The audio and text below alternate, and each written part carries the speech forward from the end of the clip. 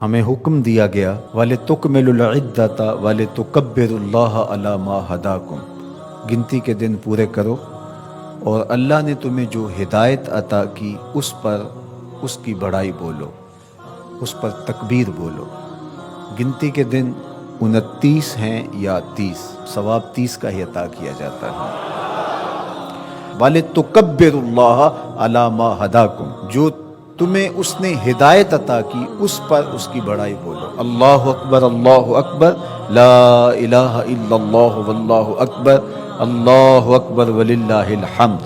یہ اس آیت کریمہ پر عمل ہے۔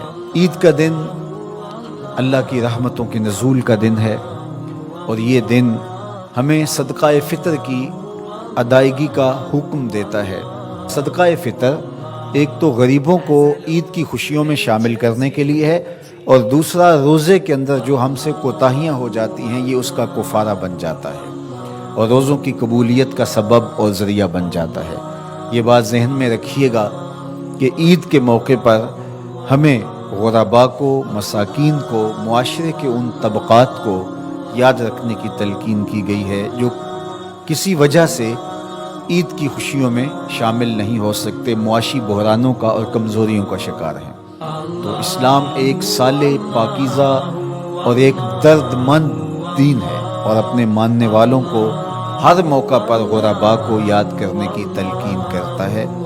تو یہ موقع عید کا ہے، تو عید کے موقع پر غرباء کو خوشیوں میں شامل کرنے کا سبق اور درس دیا گیا ہے۔ تیسری بات جو اس موقع پہ میں آپ کے سامنے رکھنا چاہ رہا ہوں وہ یہ ہے کہ اس مرتبہ عید الفطر بہت درد اور اذیتیں لیے جلوہ گر ہوئی ہے، اس لیے کہ ہمارے فلسطینی بھائی اس وقت اپنی بقا کی جنگ لڑ رہے ہیں، اور جس اذیت سے، جس کرب سے وہ گزر رہے ہیں اس کا میں اور آپ اندازہ نہیں کر سکتے۔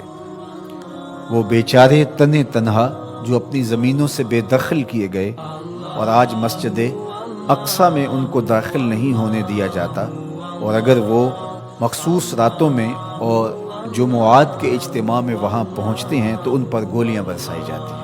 یہ بات ذہن میں رکھیے گا کہ القدس ہماری غیرت کا نشان ہے، القدس ہماری عزت کا نشان ہے۔ ہمارے آقا و مولا حضور ختم المرتبت صلی اللہ علیہ وآلہ وسلم نے آسمانی معراج کا آغاز مسجد اقصیٰ سے کیا، اور قرآن نے اس مسجد اقصیٰ کا تعارف کرواتے ہوئے کہا الذی بارکنا حولہ، یہ وہ بابرکت جگہ ہے جس کے اطراف میں ہم نے برکتیں رکھی ہیں۔ یہ انبیاء کی سرزمین ہے، یہ محبت انوار ہے، یہ ارض شام، فلسطین شام کا ہی حصہ ہے، اردن بھی شام کا حصہ ہے، فلسطین بھی شام کا حصہ ہے، اور سیریا یہ تقسیم کر دیا گیا۔ تو یہ سارے شام کے حصے ہیں جو ارض مبارک ہے، اور اللہ جل شانہ کے محبوب علیہ السلام نے ہاتھ اٹھا کر کے شام کے لیے دعا مانگی ہے، اللہم بارک لنا فی شامنا، اللہم بارک لنا فی یمننا۔ تو شام کی سرزمین اور بیت المقدس مسلمانوں کے لیے عزت کا مقام ہے، اور تیسری مقدس ترین جگہ ہمارے لیے مسجد اقصیٰ ہے۔ تو بیت المقدس پر آج یہودیوں کا قابض ہو جانا، اور پھر مزاحمت کرنے والے، اپنے حق مانگنے والے مسلمانوں کو یوں گولیوں سے بھون ڈالنا اور یوں اذیتوں میں مبتلا کرنا، اور پھر کوئی توانا آواز ان کے لیے بلند نہ ہونا، یہ دردناک صورتحال ہے۔ شاید آج انہوں نے فیصلہ کر لیا ہے کہ جیسے بھی ہو ہم اپنا حق لے کے رہیں گے۔